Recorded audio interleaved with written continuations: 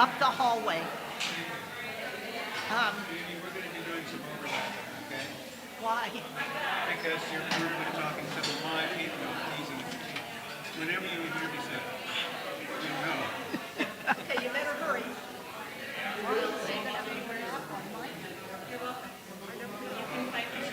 Yes, you talked about them.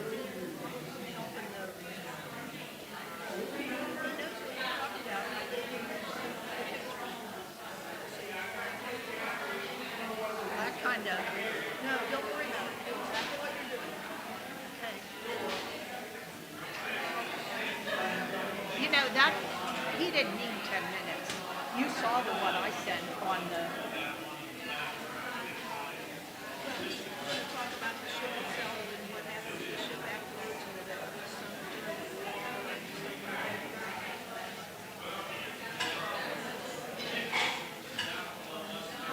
Wow, we got a lot of people, Gene.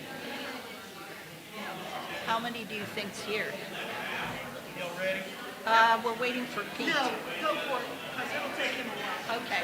Yep. Good afternoon. Good afternoon.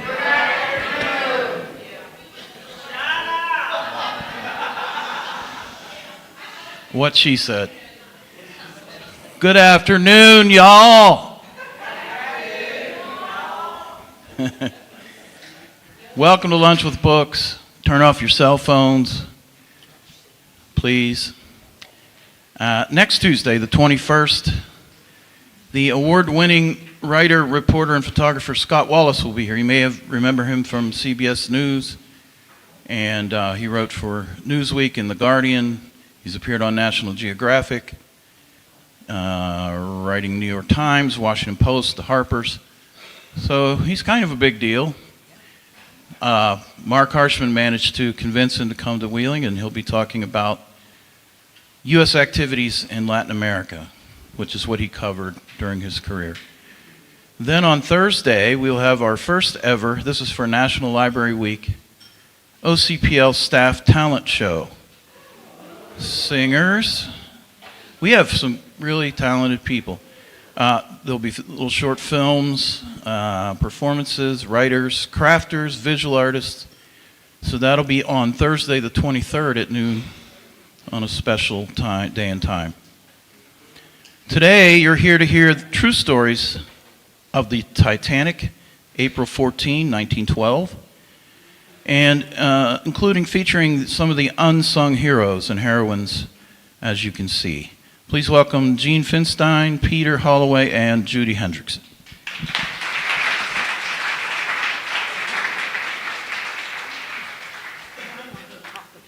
Thank you, Sean, and welcome everybody.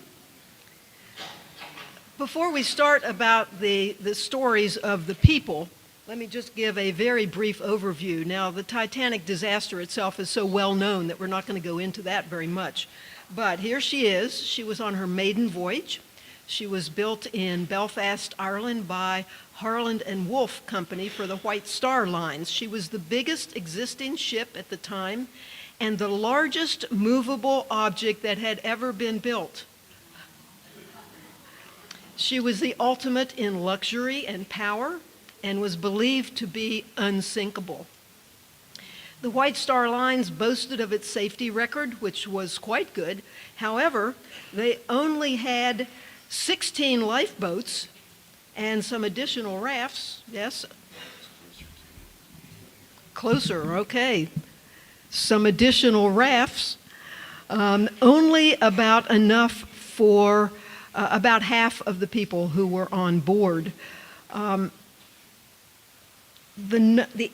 The actual number of people on board varies depending on the source that you look at. But here is one listing: 322 first-class passengers, 275 second, 712 third, 888 crew, which seems like a big crew for that. The captain was Edward John Smith. He was very experienced, very well regarded, and planned to retire after his return trip to England. So we all know about the disaster. The winter of 1911-1912 had been one of the mildest in more than 30 years, which caused many of the ice fields to break away and go south into the traditional shipping lanes at the time. Titanic had received several wireless messages warning that there were icebergs, but it still maintained its speed of 22.5 knots. So 11:40 p.m. on Sunday, April the 14th, that's exactly 114 years ago today, 11:40 p.m., a lookout reported iceberg right ahead. 40 seconds later, the ship struck the iceberg and scraped along the side of the ship for 300 feet. At 2:17 a.m. the next morning, the ship was gone. About 1,500 people perished, including Captain Smith, whose body was never found.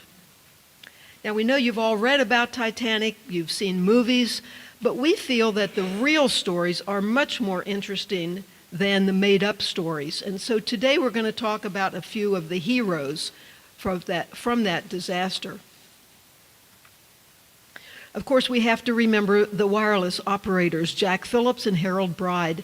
They were Marconi operators. The Marconi system was relatively new. It had been developed by an Italian, Guglielmo Marconi.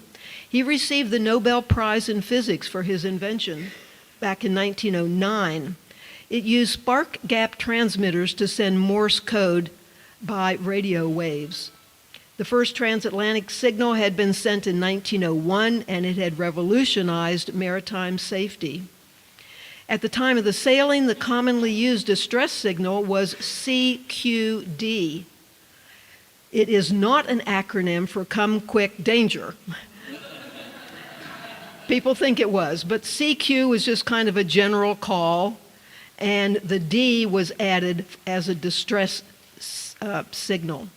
The simpler Morse code signal for distress, SOS, had been introduced a few years earlier, but it wasn't commonly used, and so the Marconi operators transmitted both of the distress signals.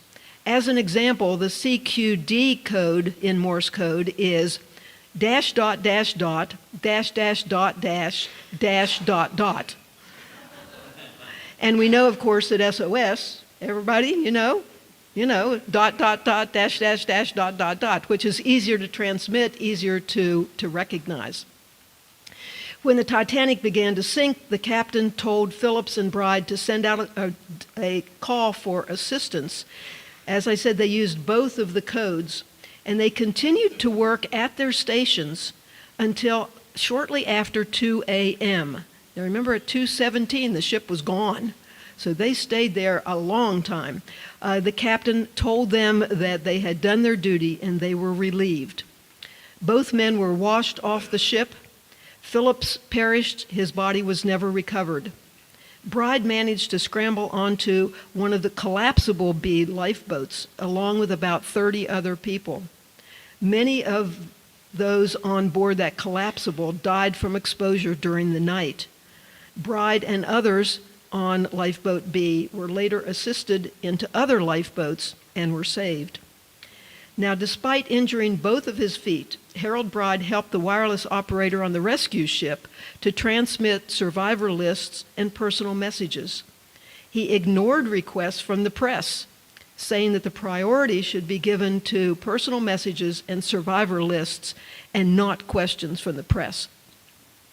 Now later, during World War I, Harold Bride served as a shipboard wireless operator again. He kept a low profile after the sinking and rarely discussed the tragedy of the Titanic sinking and the loss of his friend and colleague. Eventually, to escape public attention, he moved his family to Scotland, where he worked as a traveling salesman for a pharmaceutical company and later became the caretaker of a National Trust of Scotland property. He died in 1956 at age 66. This is Joseph Bell, who was the chief engineer on the Titanic. There were 24 engineers, 6 electrical engineers, 2 boilermakers, a plumber, and a clerk among the staff. Some of the staff were killed when the initial collision occurred, but Bell and the surviving engineers are believed to have remained in the engine room, urging the stokers and firemen to keep the boilers active, allowing the pumps to continue their work, and ensuring that the electricity remained on until just before the ship sank. None survived. There is a specific memorial to the Titanic engineers. It's in Southampton, England, and it honors their bravery and sacrifice. The plaque reads, "To the memory of the engineer officers who showed their high conception of duty and their heroism by remaining in their posts, 15th April 1912, erected by their fellow engineers and friends throughout the world." You've probably heard of the musicians. They were a little more well-known than the engineers. They made up an octet orchestra that performed chamber music in the first-class section of the ship.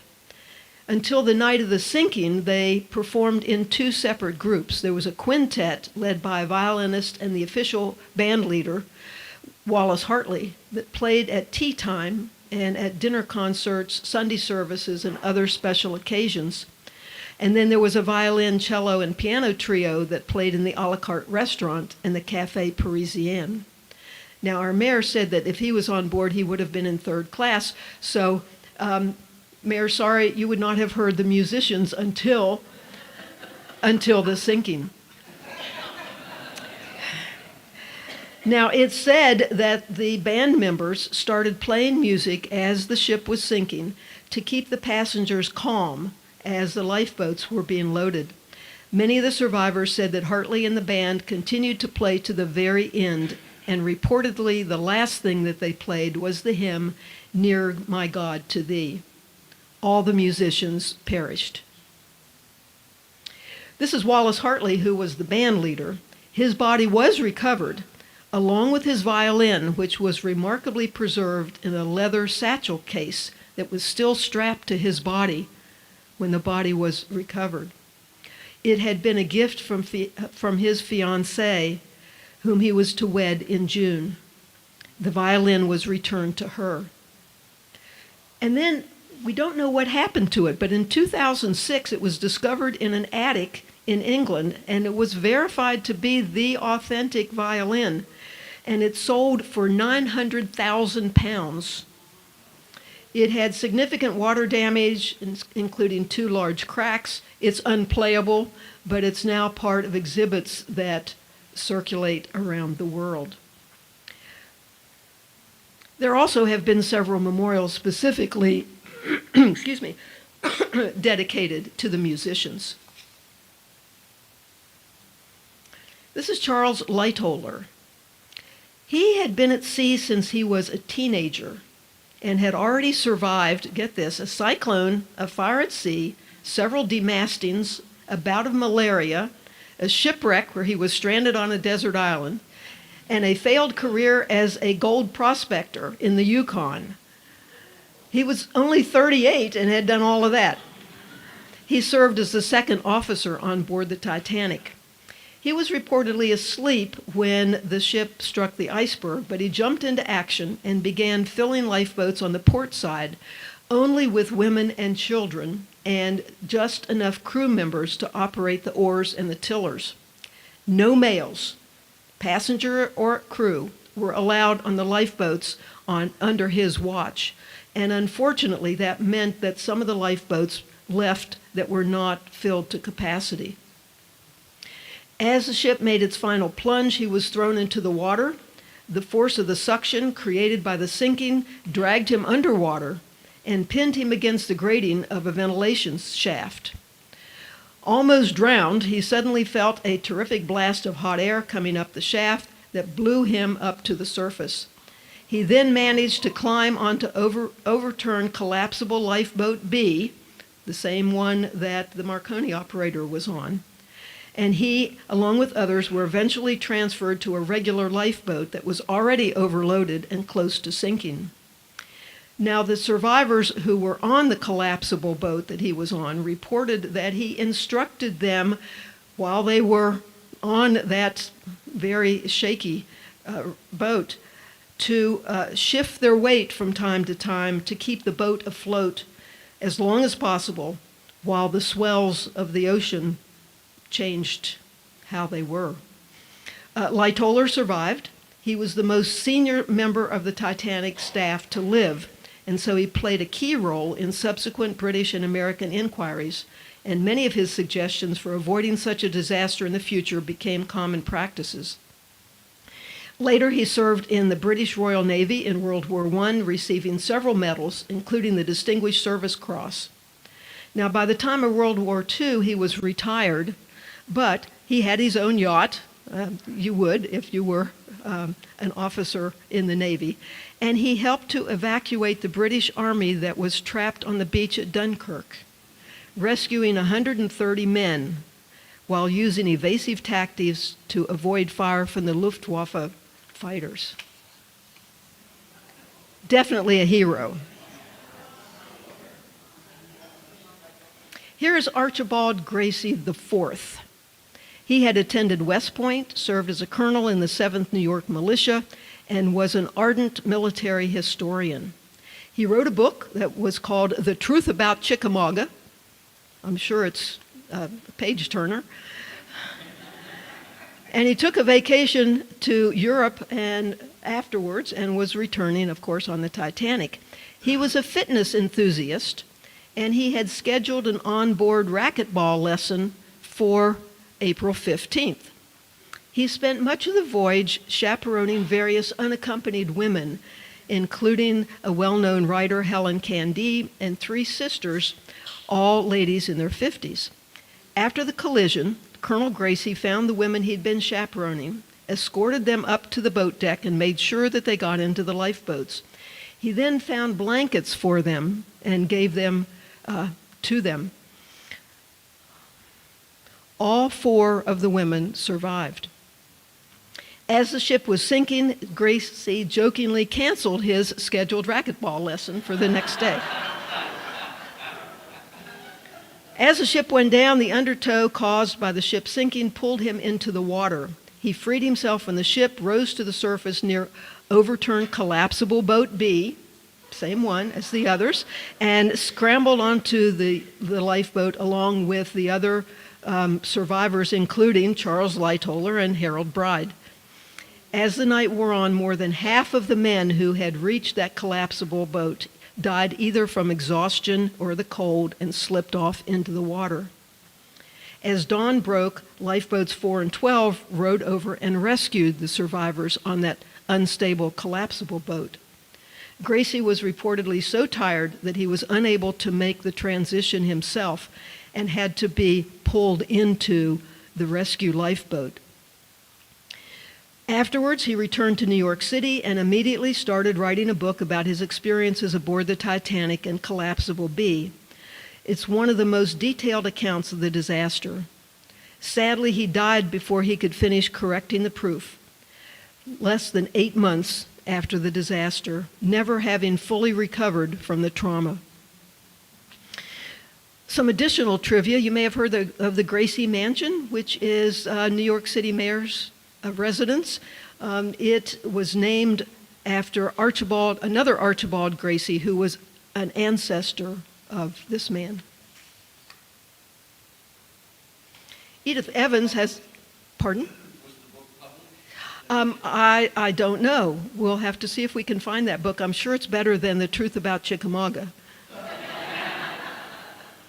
So we have Edith Evans. In addition to the 4 ladies that Archibald Gracie was shepherding, this lady was also helped by Archibald Gracie.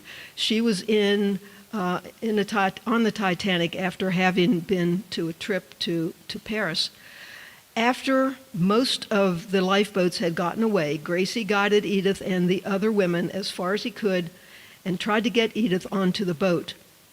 There wasn't enough room for all of them. Edith turned to one of her companions and said, "You go first. You have children waiting at home."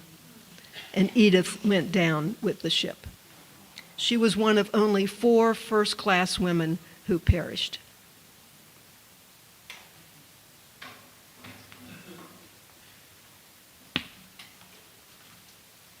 The mansion's somewhat like our mayor's mansion, correct? Just thought I'd add that. Violet Jessup, age 24. A young crew member who played a very important role as lifeboats were being loaded was Violet Jessup. Violet was born in Argentina, and she was born to Irish immigrants. Her father was a sheep farmer, and as the oldest in a large family, she spent a great deal of her childhood caring for her younger siblings. When she was 16, her father died, and her family moved to England. Her mother began working as an ocean liner stewardess. When her mother became ill, Violet followed in her mother's footsteps and applied to be a stewardess. As a beautiful young lady, she reportedly had to dress down to make herself less attractive to be hired. At age 24, Violet already worked on 2 other ocean liners, including a mail ship and the White Star Line's Olympic, a luxury ship that was the largest civilian liner of the time. She worked a grueling 17 hours a day and being paid £2 10 shillings per month, which was $2.50 in our money. Today it would have been $375. While she was a stewardess on the Olympic, it collided with a British warship. There were no injuries, but Violet experienced the potential ship disaster. That experience may have led her to her calm demeanor on the Titanic. When the Titanic hit the iceberg, Violet was ordered on deck to serve as an example as how to behave for the non-English speaking who could not follow verbal instructions. She was later ordered into Lifeboat 16, and as the boat was lowered, a ship's officer handed her a baby to look after. She held the baby to her and close to her so it would stay warm for the remaining hours until they were rescued. A woman on the rescue ship, presumably the baby's mother, then tearfully reclaimed the baby without saying a word to Violet. By June 1912, Violet was back at sea, and her amazing story continued for years afterward. During World War I, Violet was a stewardess with nursing duties for the British Red Cross. In 1916, she was aboard the hospital ship Titanic, the younger sister ship of the Titanic. When it sank in the Aegean Sea, Titanic sank within 55 minutes, killing 30 of 1,000 people. When the ship was sinking, Violet and other passengers who were in lifeboats were nearly killed by the ship's propellers that were shredding the lifeboats as they came in contact with the propellers. Violet had to jump out of her lifeboat, surviving but suffering a traumatic head injury. Violet returned to work for the White Star Line in 1920, and before she actually returned to the Red Star Mail Line, and she worked on an additional 2 cruises around the world on the company's flagship Belgenland. She retired in 1950 and died of congestive heart failure in 1971 at the age of 83. She loved those ships. Archibald Willingham de Graffin Reed Clarendon Butt, age 46. Archibald Willingham de Graffin Reed, I can't even say it, Clarendon Butt, was born in Augusta, Georgia. The family was very poor, but Butt received financial assistance to attend the University of South Tennessee, where his mother worked as a librarian. He next moved to Washington, D.C., serving as the national affairs correspondent for Southern newspapers, followed by a stint as the secretary to the U.S. ambassador to Mexico, and after being commissioned as a captain in the United States military branch, he led a transport ship through the Suez Canal to the Philippines. Returning again to Washington, D.C. in 1904, he became depot quartermaster and was assigned to run logistical operations in Cuba during the 1906 revolution. Quite a lot that he accomplished. He then went back to Washington in 1908 and was appointed as a military aide to President Theodore Roosevelt. As part of his work for Roosevelt, Butt provided companionship to the president and accompanied him on many outdoor and athletic pursuits. He also was First Lady Edith Roosevelt's companion, and she also enjoyed his company and had him escort her to many social and theater events. He had a remarkable eye for details of women's clothes and jewels and could describe from memory the intricate details of gowns. When William Howard Taft became president in March of 1909, he asked Butt to stay as his military aide. Butt proved to have strong negotiating skills and has had a very, very good head for numbers. Not like me, Gene. Which enabled him to become Taft's de facto chief negotiator on federal budget issues. By 1912, though, Taft's first term was coming to an end. And at that point, Roosevelt, who had fallen out of grace with Taft, was considering a run for president. And it really bothered Archibald Butt because he was very, very loyal to both of those men. But because of that, Butt began to suffer from depression and exhaustion, and he made a decision to travel to Rome, and he wanted to just be on a holiday where he could just relax. So he and his housemate, a friend who was a painter by the name of Francis Frank Millet, decided to go. The trip was relaxing, and Archie, as his friends called him, was known to just enjoy the company. And he also was able to enjoy sharing stories and that with the first-class passengers on the Titanic the first days of the voyage. But Millet and other men were playing cards in the first-class smoking room when the Titanic struck the iceberg. Butt's actions while the ship sank are largely unverified. And there's so many accounts of a sensational nature, and they were published by newspapers immediately after the disaster. One account had Butt acting like a ship's officer and supervising the lowering and loading of boats. The New York Times claimed that Butt herded women and children into lifeboats.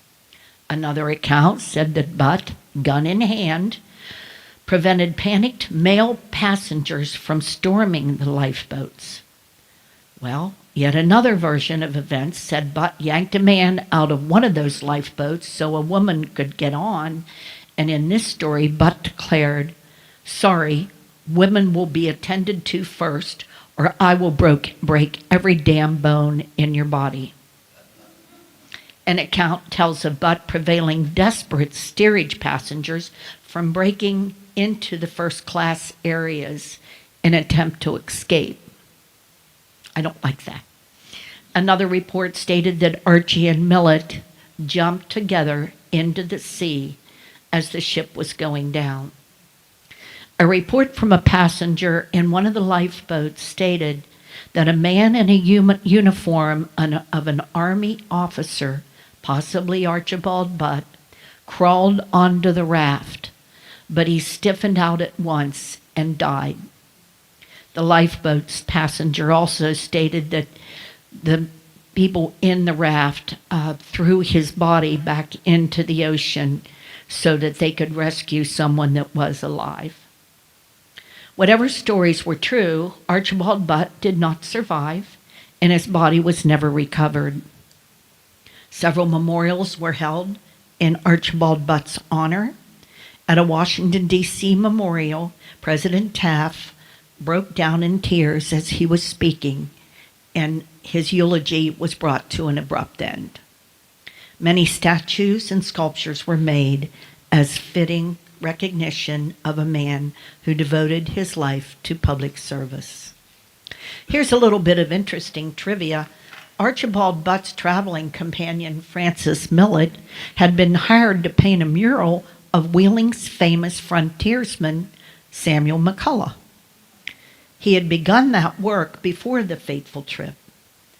Millet also died in the sinking, and his body was recovered, but he had already begun the work, but then it wasn't finished. But artist Charles Yardley Turner later completed the McCullough painting. I'd like to see that. Oh. Noël Dyer Edouard, Countess of Roth. Noël Dyer Edouard Leslie was the wife of Norman Leslie, the 19th Earl of Roth. And she was also the mother of two sons, Malcolm and John. She was traveling with her husband's cousin, Gladys Cherry, and their ladies' maids. Her husband was already in New York, and her sons were still in Scotland. Noël, as she was known to her friends, had a reputation for charity and a love for all children. She hosted grand galas and organized all kinds of events that benefited blind children, orphans, needy families, hospitals, and more. She had trained to be a nurse the year before the Titanic disaster. On the night of the Earth's iceberg collision, the Countess and Miss Cherry were in their, in their staterooms getting ready for bed when they were alarmed by a noise of a distant scraping and the sudden ceasing of the motors of the sound of the engines. The two ladies went up to A deck where they saw ice. Initially, they weren't worried, but when Captain Smith calmly informed them that they should return to their room, they did so. Excuse me.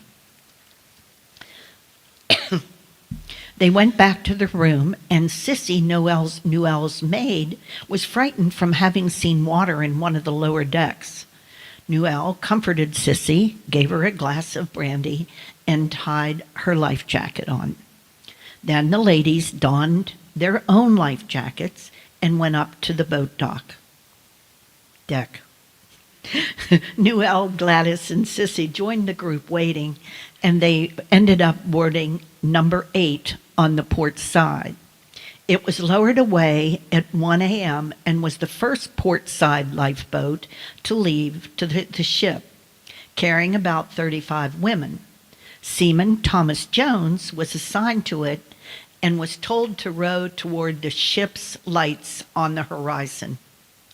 Jones quickly recognized that Noel was going to be a great deal of help on the boat, and that she had a very calm disposition. He later remarked, "I heard the quiet, determined way that she spoke, and he knew that she was more of a man than any other man that happened to be on that lifeboat." He had to row, so he needed someone to do the tiller. So he asked Noel if she would handle the tiller, which she did. Noel gave the tiller to her, but then there was a traveling companion that she was a young woman who was newly wedded, and she was hysterical because she knew that her husband was soon going to die if he wasn't already dead. And so they then the people on the boat decided that maybe they would go back and try to rescue more people. But they were overruled by others on the lifeboat, and so they didn't go back because they were afraid that the sinking ship would cause a suction that would pull their boat down, and other people might try to get on to their lifeboat and cause everyone to sink. It took approximately until 5 a.m. Before they first saw the rescue boat, and that was the Carpathia.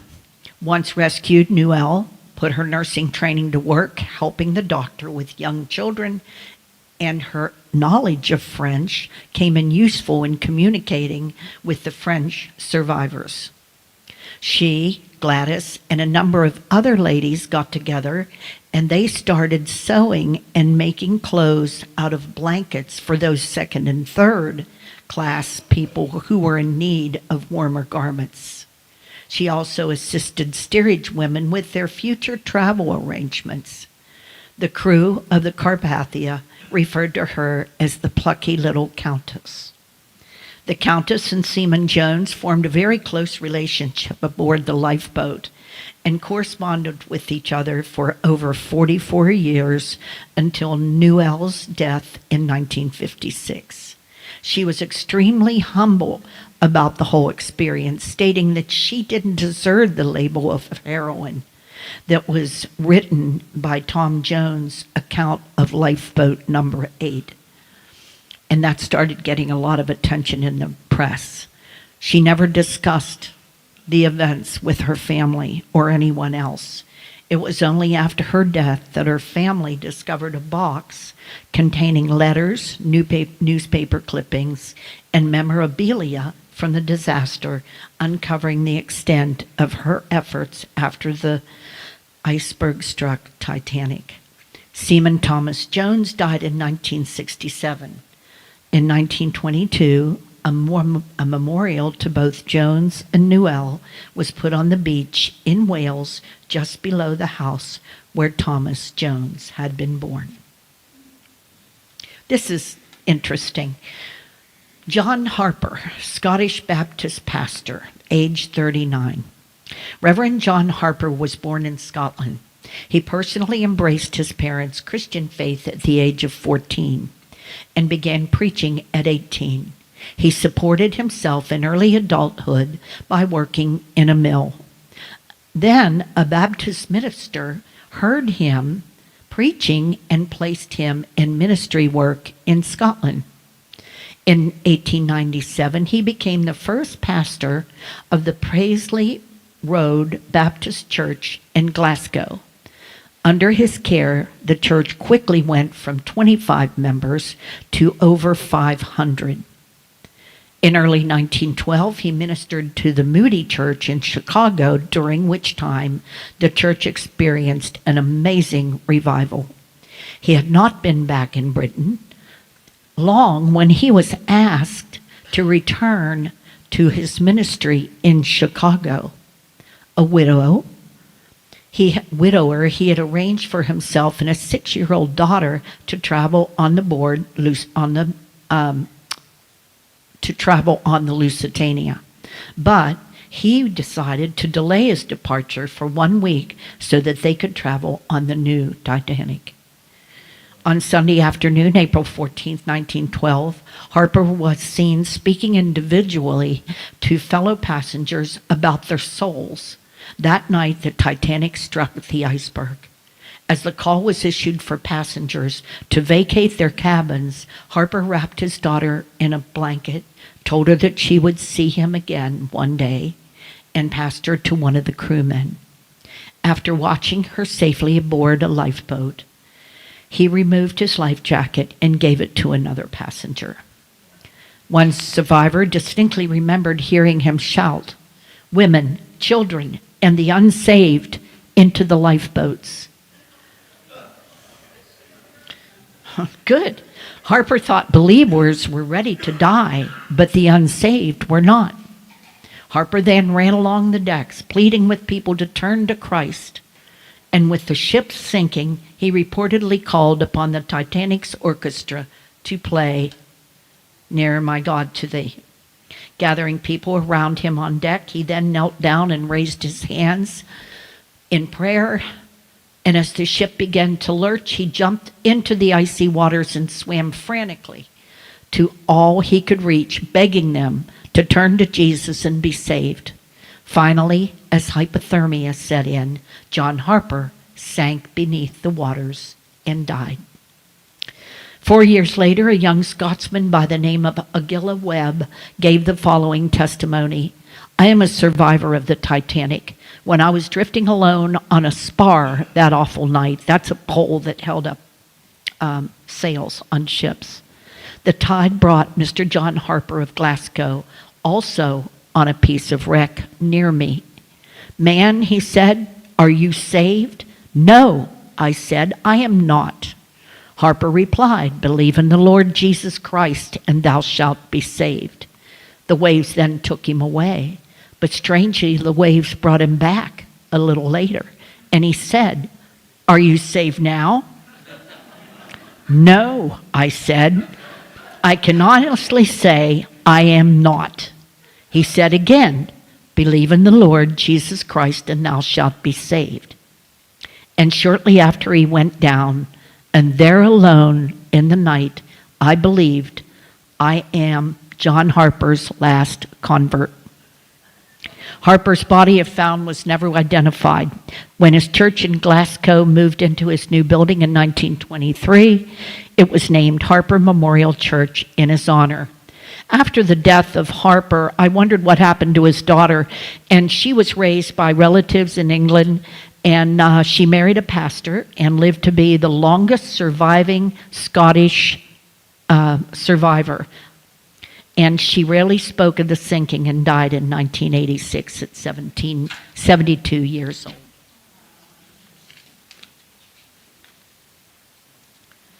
There are two more crew members that are important as heroes. One is John Purkis. He was put in charge of Lifeboat 4, which was the 8th boat to be lowered from the port side. There was some confusion, though, and the boat was left hanging along the side of Titanic until about 1:50 a.m., so, 20 minutes or so before the sinking. Aboard was Madeline Astor, the wife of John Jacob Astor, perhaps the most wealthy couple on board. Now, Purkis was only 5'3½", but he was put in charge of that lifeboat. As it went down, the intent was apparently to pick up more passengers who would get on from the gangway partway down.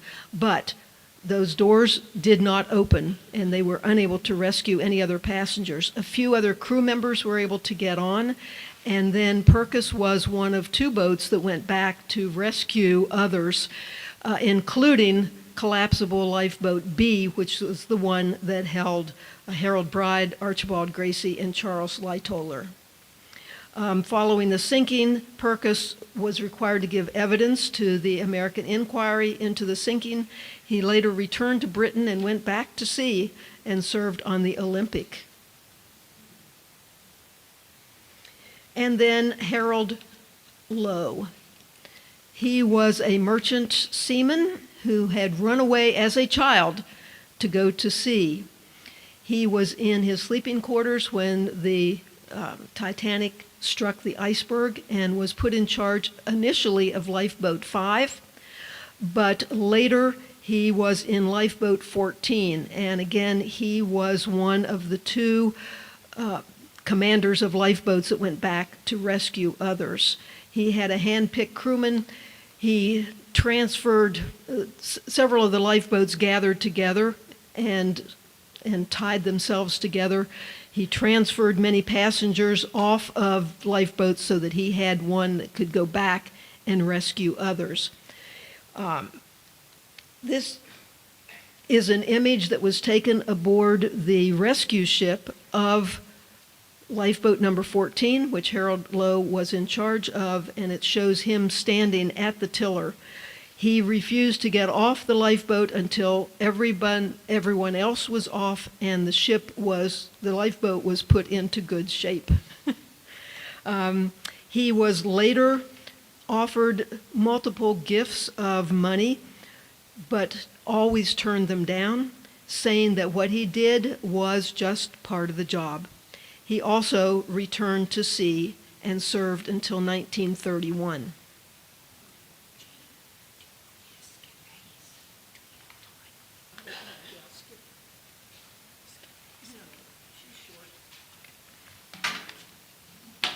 Margaret Hayes, age 24. Margaret Hayes was returning to New York on the Titanic after a trip to Europe with her Pomeranian dog and 2 school friends. All 3 women and Margaret's little dog made it to a lifeboat and were saved. The heroine part of her story happened on board the rescue ship where there were 2 small, frightened French boys, Edmund and Michel. Their last name was Navratil, ages 2 and 3. They spoke no English. They had been separated from their father. Hayes, who spoke French, took the boys into her care while on the Carpathia, and after they arrived in New York, they stayed in her home on West 83rd Street until their mother arrived from France. It was later found that the boys' father, Taylor Michael Navratil, had booked passage for himself under the false name Louis Hoffman. In France, he was being sued for divorce by his wife, Marcel, who claimed that Navratil had been abusive and violent. He was also being pursued by authorities due to non-payment of massive amounts of debts. He apparently knew that he had no chance of getting his custody of the children, so instead he stole them to spite his wife by taking the only thing she valued, her children. He also planned to evade his creditors at the same time. Spite must have been the right word. After a few days alone with the small boys, Navratil, having never had the sole care of his sons before, it's sad because he wrote to his mother to see whether someone could take them off his hands. Navratil perished in disaster, and the body was never found. When the boy's mother, Marcel, was located, she immediately traveled to New York, telling reporters that she faced an uncertain future because Navratil had stolen not only her jewelry but all of her money. Marcel and the small boys returned to France, where Michel later became a philosophy professor and Edmund an architect.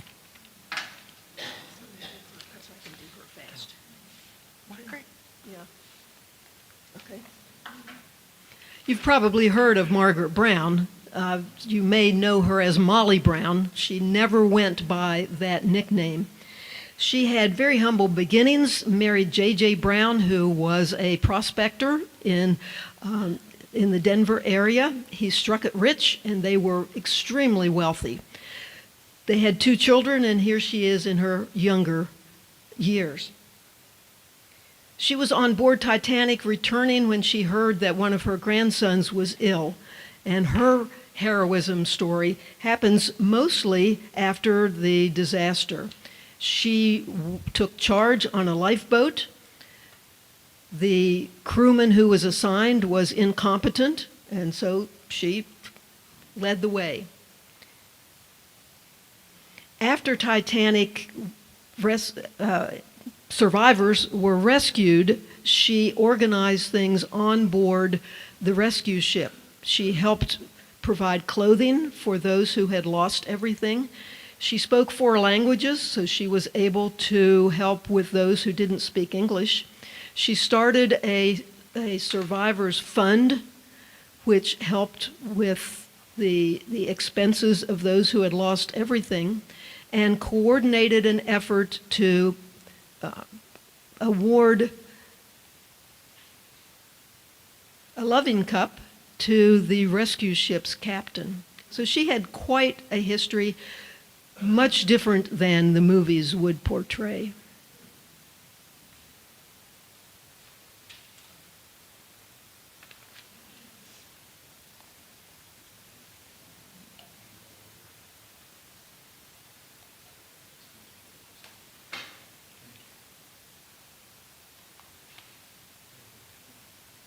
Sorry, bad foot.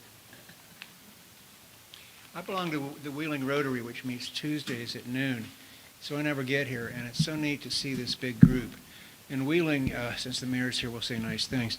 We're very proud of Ogilvy Park, Ogilvy Institute, the Wheeling Symphony, and I think we should be just as proud of this library, which is quite an organization.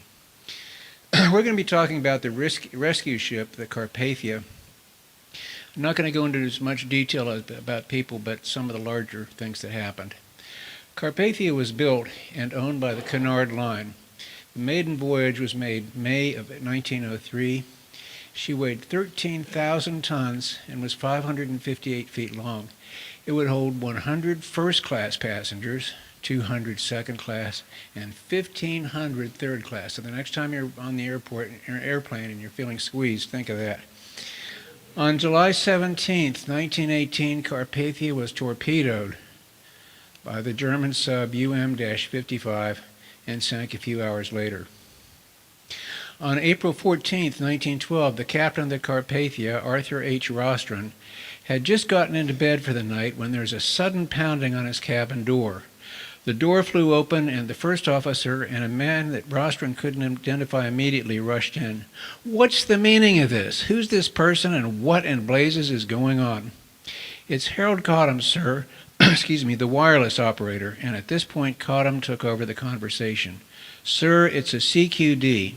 A CQD was a distress signal invented by Marconi himself. It meant, 'Come at once, we are in great distress.'" The Marconi Corporation employed all wireless operators on the ocean, and all of them knocked off for the night at 11 o'clock, no matter what the time zone. Cottam had decided to take one more quick listen before retiring and got the Titanic's distress call. He rushed to the captain's cabin with the news. "Sir, it's a CQD from the Titanic." Rostron scoffed. "The Titanic is unsinkable." Cottam replied that the ship was also transmitting the new distress signal, SOS. Rostron looked into space for a few seconds and made the first of the many decisions that he was going to make that night. Turn northwest. Obviously, there was no radar or satellite navigation in those days, but ship's captains knew basically where the other vessels were. A northwest course would point Carpathia in the right direction, while exact bearings to the Titanic's last known position were calculated. The Carpathia's winter route was from New York to Trieste, Italy, in the middle of the Mediterranean and back. Carpathia was roughly on an east-southeast course. Turning northwest would involve an almost 180-degree turn in the opposite direction, which would play havoc with the passengers, the freight deliveries, and the Carpathia schedule. His orders began to flow in rapid succession, and understand that there was no how-to manual about how to save passengers from a sinking ship. Rostron had to decide how to get to this Titanic, get everyone aboard, as far as he knew, 2,200 passengers, and then get them to shore. Here's some of the commands he issued. This is in no chronological or order of importance, but here's some of the commands, showing the thoroughness of his thought process. And this was all done in real time. All hot water, including in the passenger bathrooms and kitchen, is to be diverted to the boilers. Awaken a shift of coal stokers so that more coal can be fed into the furnaces. Not an ounce of steam is to be wasted. Proceed to the Titanic at all possible speed. The Carpathia achieved a top speed of 17 knots, although the naval architects that designed the ship put the maximum speed at 14 knots. While this is only a 3 knot per hour difference, it's a 21% increase in the expected maximum. The chief engineer covered the engine room's pressure gauge so that the crew would not see how far they had exceeded the red line. More orders. All crew beds are to be made available to the survivors. Carpathia's passengers are to remain in their cabins, and the Titanic's passengers are brought on board. Strict silence is to be observed. The kitchen was instructed to make plenty of hot tea, coffee, and soup. An extra watch was put in place. After all, Rostron was ordering a high-speed charge into a known iceberg field in the dark. The ship was forced to make several evasive maneuvers and came to a complete stop at least twice to avoid icebergs.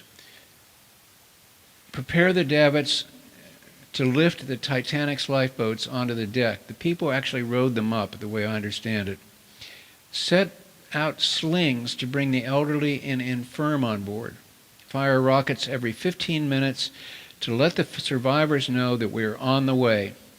The Carpathia arrived at the Titanic's last known position around 3:30 a.m. There was no trace of the nearly 900-foot-long ship, just empty ocean. Then lifeboats began to be spotted, and Carpathia began maneuvering to each of them in turn to pick up the passengers.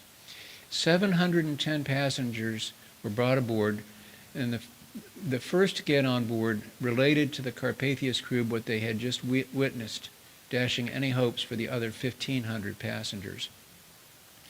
Rostron had another major decision to make, where to land and let everyone off.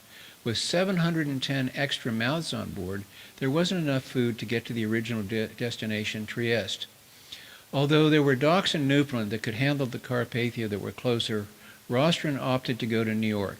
There were plenty of hospital rooms which could absorb the 710 survivors, as well as ambulances to transport them. Furthermore, many family members and friends were already in New York to greet the Titanic. On the trip to New York, Carpathia and Titanic's passengers quickly bonded and began performing vital tasks. Carpets and bedclothes were cut up and sewn into clothing. The survivors only had what they had escaped in, and many of the women and children were only wearing their night clothes. Titanic's passengers began to get together and tell about what they had seen and what their feelings were, thus setting up a kind of group therapy. The Titanic survivors, who were some of the richest people in the world, began to raise money to help Carpathia's passengers, some of whom, to help the Titanic's survivors, some of whom had lost everything. The Carpathia was greeted by thousands as it entered New York Harbor, and I've always wondered what it was like for the survivors, first in the ocean, in the lifeboats, when they saw the Carpathia steaming to them, all lit up, firing rockets, and how it felt to pass the Statue of Liberty. One of Rostron's last orders was a tremendous gesture of respect. Carpathia sailed right past its berth in the Cunard docks and proceeded to the White Star Line's docks, where it left the Titanic's lifeboats off and left with White Stars the last and largest tangible mementos of the Titanic. Once the Carpathia was back at the Cunard docks, passengers began to disembark, first class first. Rostron remained with Cunard and served as captain of several other ships and topped off his career by being appointed the Commodore of the entire Cunard fleet. The U.S. Senate began inquiries almost the next day into the disaster. A highly critical report was issued. To me, one of the most important pieces of legislation was the Radio Act of 1912, which said that all ships had to have a wireless operator on duty 24 hours a day, and that the distress frequencies were to be constantly monitored. Rostron was knighted for his leadership on the Carpathia, and from then on would be addressed, I love this title, Captain Sir Arthur Rostron. The U.S. Congress voted to award the Congressional Gold Medal, which along with the Presidential Medal of Freedom is the highest civilian honor that the U.S. can give, to Rostron. He delivered a number of talks in his retirement discussing the rescue and died November 4th, 1940. One side note that I don't think many people talk about or even recognize, had Cottam not given the time for a final listen to the wireless, there's a strong possibility that no one would have heard the distress signal from the Titanic. Remember, it would have gone off the air when it sank, and the odds of anyone surviving in the lifeboats was nil. Thank you all.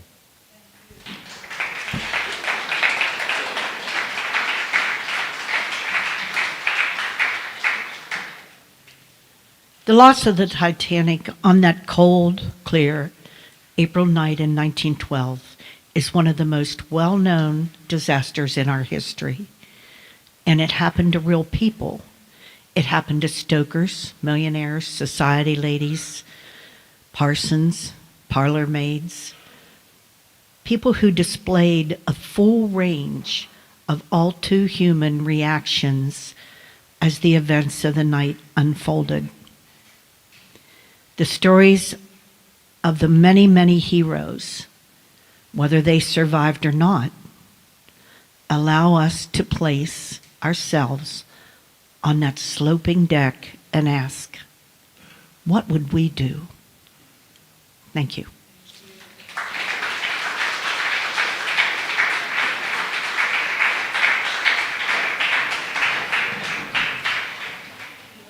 Thank you all three for coming and sharing with us today. We thoroughly enjoyed it. We are out of time for any questions from the general public to be on our streaming, but if they're not flying out of here, feel free to come up and chat.